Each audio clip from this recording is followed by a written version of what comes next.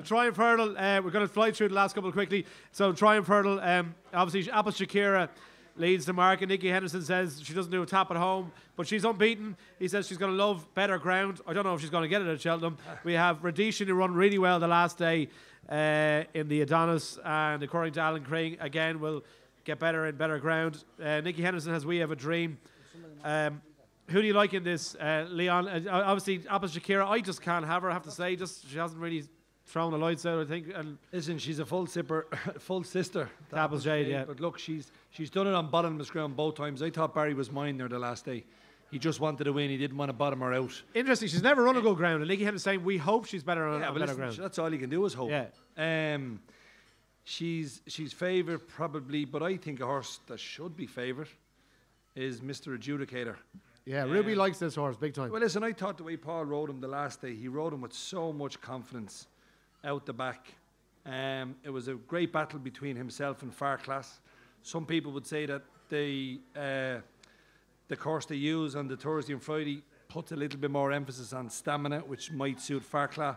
But I'm going to stick with Mr. Adjudicator. I think he'll go very, very close. Big enough price, is he? Is 12 to 1? 7 to 1. Oh, 7's okay. Right, yeah, okay. 7 to 1. Yeah. Okay. All right. Who are you liking this, Ted? Radishan, did you see the last one? Radishan won very well. He's Yeah. by Medician, which is a question mark as a sire of with courage anyway. He skated in at Kempton the last day I saw him. Now skated in, he looked very, very good. Flat track, slows the pace, jumped like a buck, and won well. Different kettle of fish. You'd like to see what the ground is going to be like come Triumph Day on the Thursday. Ground a big factor again. The horse of Willie's that only had the one run, the one at Gordon.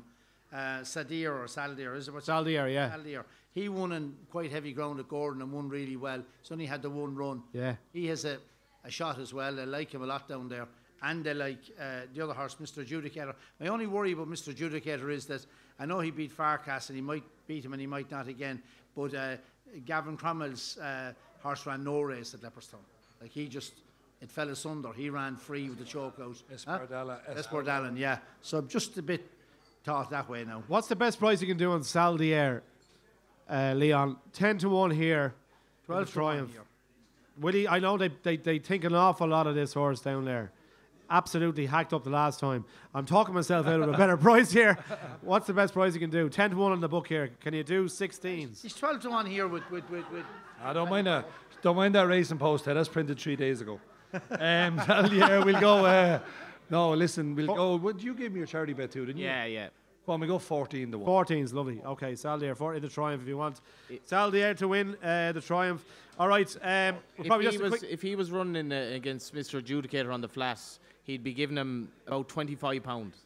You know, that's what you're talking about. His flat form is very, very good. Right. And he's just gone under the radar because he was trained by a trainer nobody knows about in France. Brilliant. Okay, well, there you go, lads. 14 to 1, Saldier. You heard it here first. Last race we're going to mention before, just a quick handicap from each of you, is the Albert Bartlett. So Cracking Smart is out. I know Johnny's kicking himself for that, but sure. Santini ran really well to win at Cheltenham on soft ground the last time out. Again, Nicky Henderson seems to be the theme. Better horse and better ground. Chef des Oboe also for Nicky Henderson. Kilbrick and Storm for Colin Tizard. Robbie, is there anything that you like in this race? And who do you fancy? I was very, very impressed with Henry de Bromhead's horse, Chris's Dream, in Clonmel. I know it didn't... The last day, yeah. Wasn't the strongest of races. But he absolutely, in bottomless ground, galloped them into submission. Any horse that's going to run in this race is probably going to line up in a Welsh National in a few years' time. One is as slow as the next. But he, on very soft ground now, he looked a fine big horse down the start. He'd filled out an awful lot. Eugene O'Sullivan had him when he won his maiden hurdle, and he's a fine big horse. He looked like a horse that if the ground dried out, it wouldn't be any disadvantage to him. And I think at 12 to 1, Henry ran Monolith in the same race last year in Clonmel and went on to be second in this race with Monolith. So I think Chris's Dream has a good each way chance, 12 to 1. Okay, Ted, anything that you like? I don't really have a strong fancy for it. Okay. I think it's a long distance out novice hurl. It hasn't been a lucky race for us. Okay, Johnny?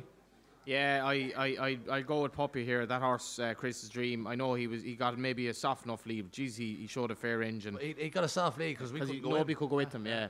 A tentative choice like that, yeah. Okay. All right. And Leon, any choice now? No real opinion on it. Okay. No. All right.